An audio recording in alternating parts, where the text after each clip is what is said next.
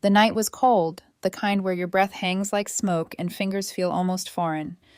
My name is Clara Bennett. I'm 30, and I thought I knew my family completely. That Christmas, I discovered how wrong I was. I worked as an emergency nurse, long shifts that left my hands raw and my heart tired. My boyfriend Michael was steady, unshakable, the kind of man whose calm could soothe storms. Our son Caleb, 7, believed his dad could fix anything, from scraped knees to broken hearts. But in my family, I wasn't the fixer. I was the background. My younger sister Mia always stole the spotlight. If Mia sneezed, it was a headline. If I stayed up nursing a patient through a crisis, it was invisible. I learned early how to make myself small. Drive the car when someone needed it, cover a forgotten bill without complaint, say yes when yes was expected. That's what family meant. Swallow the cuts, smile through them, keep the night moving forward. Christmas Eve arrived, bright and warm, with lights twinkling through frosted windows. I came straight from a late-night ER shift, the faint scent of antiseptic clinging to me, gloves lines etched on my wrists. Michael squeezed my hand as we stepped into my parents' house. "Let's keep it simple," he whispered. "If it gets weird, we leave." The living room was packed, Mom in full hostess mode, Dad in his holiday tie with candy canes, presents stacked under the tree. Mia arrived late, dramatic as always, carrying a glittery bag like it was an Oscar. Her daughter Lily bounced behind her in a Minnie Mouse sweater. Caleb ran to me, his small hands clinging to my coat. "Mom, does Santa like candy canes with extra sugar?" he asked. She. Dinner passed in small talk. Dad made a joke about IV lines and broken bones. I laughed, because that's what I did. Then came the gifts. Mom picked up a large white envelope, gold bow glinting. She crouched to Lily and whispered, "You deserve the world." The envelope was opened. Inside was a Disneyland package, every detail extravagant. Flights, hotel, park hopper, character breakfast. The room buzzed with awe. Then Mom handed a small red card to Caleb. His tiny hands trembled as he opened it. A $5 gift card. A short note about learning gratitude. The silence was heavy, thick, slow. Caleb looked up at me, confused but trusting. "Can I buy a candy cane with this, Mom?" he asked. Michael's jaw tightened, but he stayed silent. I felt the old heat rise and then sink colder. Dad clapped once. "Character building," he said. "Right, Clara?" I smiled, the kind that didn't reach my eyes. "Great lesson," I said. Mia snorted. "Don't look so serious, Clara. It's just gifts." Mom added, "Well, Lily's had a hard year. She deserves a win." Caleb held the card with both hands, like it was a fragile gem. "I can buy 2 candy canes," he whispered. Michael's eyes met mine. "Are we really okay?" he asked silently. I stared at the porch light blinking on and off. "We will be," I said in my mind. I meant it, though I didn't yet understand the shape of that promise. Years of little edits had brought me here. When Mia and I were kids, we got the same grades. She got a bike, I got a good job comment. When her soccer team lost, Mom baked brownies. When I lost a science fair ribbon, Dad said, "Life's not fair." I did. College came, and I juggled tutoring Mia for her CNA program while covering bills she couldn't pay. I worked part-time nights, lived on eggs, rice, terrible coffee. Every emergency, every favor, I said yes. I helped everyone, and I loved them all the more for it, until that night. On the way home, snow beginning to fall softly, Caleb held the $5 card between 2 fingers. $5 is still money," he said bravely. "I can buy 2 candy canes." Michael's voice was soft. "You don't have to be brave right now." I gripped the steering wheel, both hands tense. "We're okay," I said. We weren't just okay. We were at the brink of something else. Clarity, closure, and a new understanding that okay wouldn't live in that house anymore. That night, we quietly packed up, not in anger, but in quiet resolve. Documents, keepsakes, the small treasures my mother insisted on keeping for safekeeping. Everything we needed to reclaim our space. I texted my dad, "We're picking up our photo albums tomorrow. Please set them aside." No response. By 8:58 a.m., Michael and I were on the porch. Dad opened the door with that strange, forced smile. The albums weren't ready. Mom hovered behind him. Mia's voice was absent, but her presence lingered like perfume. "Morning," I said. "We'll grab our things and go." Dad waved a hand. Sit. Talk. We didn't. I pulled down the first album, holding the weight of years in my hands. Caleb picked up a photo of his first missing tooth and smiled at it like it was a friend. Mom crossed her arms. Clara, we love Caleb. The $5 card was symbolic. Michael finally spoke, calm and precise. Symbolic of what? Mom blinked. Gratitude. For him or for you? Michael asked. Silence. I lifted the last album. This is me leaving, I said. Not angry, not for revenge. Just finished. Mom's eyes flashed. Closure from what? From being the background, I said. From being the wallet. From asking my son to swallow small humiliations with a smile. Caleb hugged his grandmother. Polite, curious, untainted by the pattern he was lucky enough not to have inherited. We left, the snow catching in our hair, our small family suddenly feeling larger because it belonged only to the three of us. I felt calm spread through me. Not triumph, not anger, just finished. I am Clara Bennett. I am 33. I am a nurse. I fix what I can and let go of what is not mine. I love my boyfriend. I love my son. And for the first time in a long time, I love peace more than inclusion. Growing up, I learned early that my value in the family wasn't measured by applause or gifts. It was measured by how much I could give without complaint. Every favor, every rescue, every extra hour I spent patching life together became invisible threads holding the family fabric intact. When Mia needed money for her rent, I sent it without question. When Dad's car broke down, I drove across town on a Sunday to pick him up. When Mom had minor procedures, I rescheduled patients to take her. Every time I said yes, I felt pride, but also a quiet exhaustion I buried beneath smiles. Michael watched me navigate this pattern for years. Calm, steady, he would sometimes ask, "Do they ever say yes back?" I would shrug. "They're family," I'd say. He never let it go. "That's not an answer," he said softly. And he was right.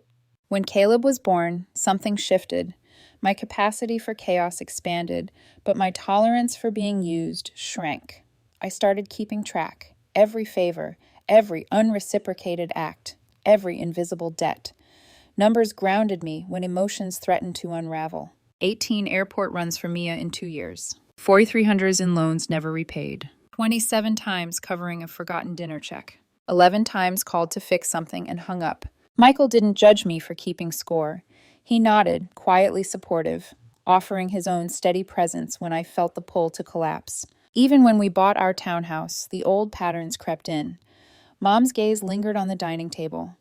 "You sure you can afford this?" she asked. The subtext was always the same. We know better. Mia's life looked different. New phone every launch. Vacations she never paid for. When she had Lily, my parents became fountains of generosity. Strollers more expensive than our mortgage. Parties so lavish they made our modest celebrations seem invisible. I realized then, patterns repeat, unnoticed by those who benefit. My patience and effort had been measured against someone else's spotlight, and now with Caleb growing, I could no longer allow this pattern to shape him. Requests for money and favors grew, thinly veiled as emergencies. Mia's voice over the phone would rise in urgency. They raised daycare again. "Can you send $600? I reminded her gently about our priorities. Caleb's braces, life expenses. "We have a safety net too," she said, tension in her voice. I stared at my kitchen, at the humming fridge. My safety net was a spreadsheet, not someone else's purse. Even Dad got involved, leaning on his familiar logic. "Your sister needs help. You're practical. You can lower your lifestyle a little." I stirred my coffee, silent. "Lower it to what?" He shrugged. "Family sacrifices," he said. "But when do they sacrifice for us?" At Thanksgiving, the proposals became bolder.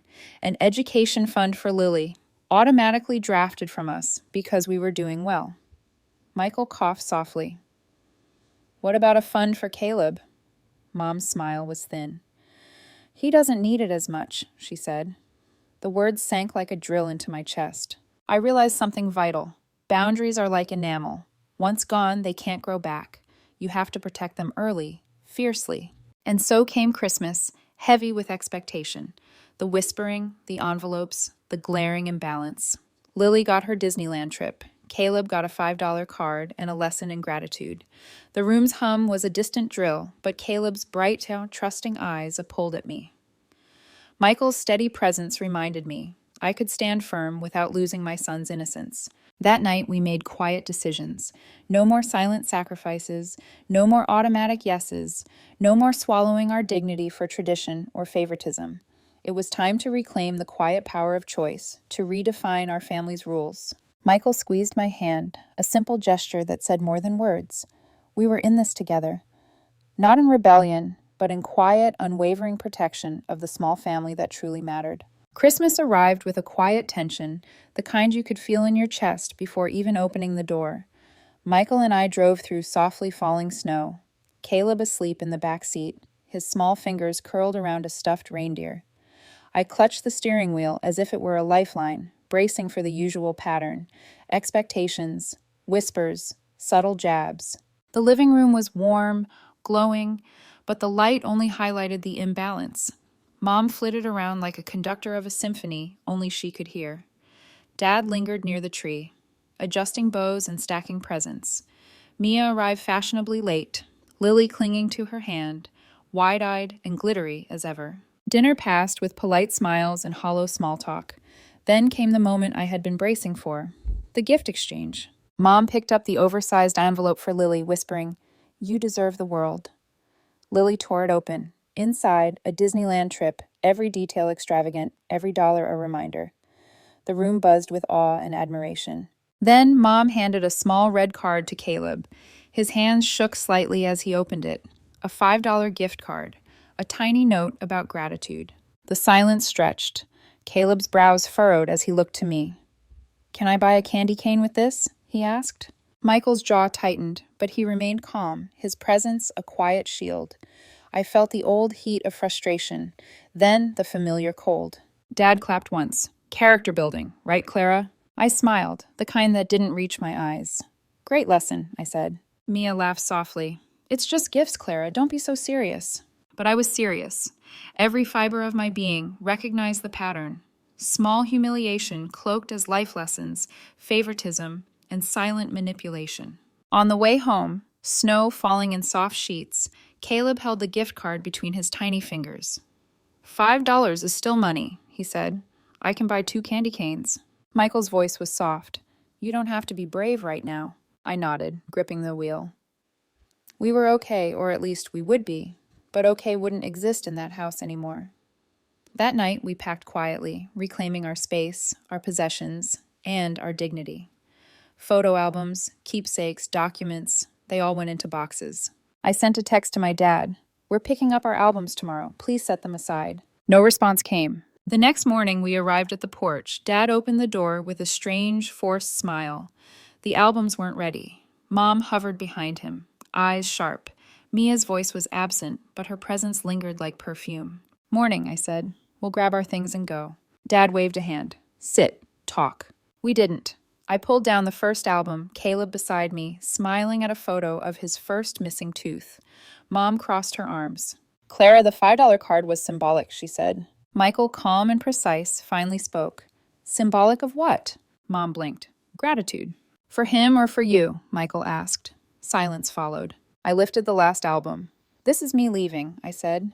Not angry, not for revenge, just finished. Mom's eyes flashed. Closure from what? From being the background, I said. From being the wallet. From asking my son to swallow small humiliations with a smile. Caleb hugged his grandmother, polite and curious, untainted by the pattern he was lucky enough not to inherit. We left, the snow catching in our hair, our small family suddenly feeling larger because it belonged only to the 3 of us. In those quiet hours afterward, the first calm in years washed over me. Not triumph, not vindication, just clarity. I am Clara Bennett. I am 33. I am a nurse. I fix what I can and let go of what is not mine.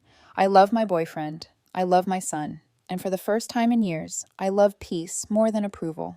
But the story wasn't finished.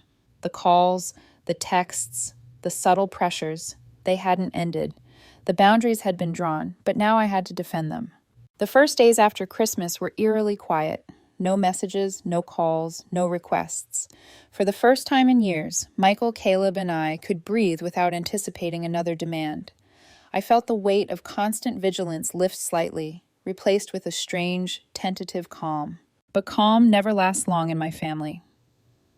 By the second day, 14 missed calls from Mom lit up my phone. I didn't answer. 2 days later, emails arrived. Concern. You're tearing the family apart. I didn't open them. Michael and I held firm, creating routines around our small family. Dinner together, homework, bedtime rituals that didn't include stress or manipulation. Caleb learned the joy of pancakes he flipped himself, of Lego towers built without criticism or comparisons. Yet the undercurrent remained. Mia texted from a new number, "You're being dramatic. Mom and Dad did their best," followed hours later by, "We need $750 for flights to Anaheim. Prices went up." Michael read it silently, then laughed softly, a quiet sound that felt like relief. "They don't see the line we drew, do they?" he said. "No," I whispered, "and they're testing it already." The tone escalated quickly. My mother called Michael while I was at the office. I came home to find her voice, thin and breathless, on speakerphone. "Clara, thank God. Your sister Lily fell at the playground. She broke a tooth. She's in pain. We thought we needed you immediately." I closed my eyes, imagining the chipped front tooth, the panic in Lily's small frame. I knew children's teeth. I knew pain. I also knew patterns. And this was testing me, stretching my boundaries to see if I'd revert. Michael nodded once. "Your choice," he said softly. I drove, the car silent, except for the soft snow hitting the windshield. The office smelled of antiseptic, of routine, of calm I had almost forgotten. I unlocked the doors, turned on the lights, and waited. Mia arrived in a rush, Lily sobbing, lips swollen, a chip out of her front tooth. "Clara, please, I looked after her," she pleaded, breathless. I held out my hand to Lily. "Hey, kiddo, I've got you." Before starting, I laid down 2 rules: consent for treatment and acknowledgement of the costs. After this, Mia and our parents follow our terms. No lectures, no uneven gifts, no financial requests. Respect for my family. Mia swallowed hard, glancing at her mother. "Okay, yes, please, just help her." 30 minutes later, Lily left with a temporary fix, pain relievers, and a proper appointment scheduled. Mia hugged me stiffly in the hallway, still holding on to old habits while trying to respect new rules. "Thank you. I'm sorry for things," she whispered. "Me too," I said, not a single word to tidy the past into one neat sentence. We locked up, carrying home the quiet like a warm coat. The next morning, a simple email from Mom arrived. "Clara, I'm sorry. We were wrong. We thought we were teaching lessons. We were repeating patterns. I don't want to lose you or Michael or Caleb. We will follow your terms." A separate text from Dad. "I don't know how to do this, but I want to try. Thursday at 3 p.m. for the Crown." I replied calmly, "Thursday works. Bring your insurance card." Mia texted, "Thank you for helping Lily." I replied, "Uncle Clara is a hero. I know it's not your job. We'll respect your family. I mean it." No triumph, no sense of victory, just a steady, clean line drawn in our lives. Boundaries weren't walls, they were maps. They guided us, protected us, and showed what was allowed in our small, intact family. Even when my parents or Mia stumbled, even when they tested the lines, we had clarity. Our life became simpler, quieter, richer, not in money or gifts, but in dignity and respect. Weeks passed, and for the first time, the quiet wasn't tense. Michael, Caleb, and I moved through our days like a family that finally belonged solely to itself. Breakfasts were laughter-filled instead of fraught with anticipation. Bedtime stories stretched into giggles instead of lectures. Lego towers became monuments to patience and freedom, not comparisons. The phone remained mostly silent. A single text from Mom arrived. "Thinking of you. Hope you're all well." No guilt, no instructions, no expectations. I smiled. The smallest gestures meant the most when boundaries were respected. One Saturday, Caleb and I visited the grocery store. At the checkout, a rack of gift cards caught my eye. A $5 card, the very symbol that had sparked so many past conflicts. I picked it up, turning it over in my hand. Michael watched, amused. "You're buying it?" "Yes," I said, handing it to Caleb. "You know what this one buys?" "Candy cane?" he guessed, eyes wide. "For after flossing," I said. He grinned, holding it like a trophy. No lectures, no lessons, just simple joy. Life continued in its quiet rhythm. Occasional apologies arrived from Mom and Dad, sincere this time, without strings attached. Mia occasionally visited, keeping her distance but observing our terms. Respect had replaced expectation, and it felt revolutionary. We started small. Coffee with Mom, where she listened more than she spoke. A brief visit from Dad, who arrived on time and paid without drama. Sunday afternoons at our home became sacred. No lectures, no comparisons, just laughter, building towers, and quiet pride. The lessons I had learned over decades crystallized into one clear truth. Peace doesn't come from compliance or control.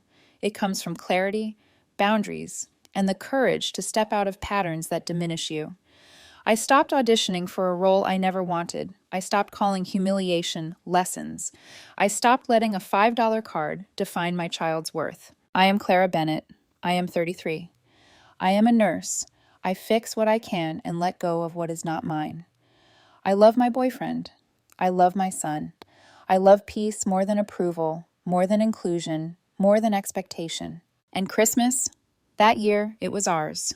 Hot cocoa, lopsided gingerbread, laughter, and a single, simple gift for Caleb.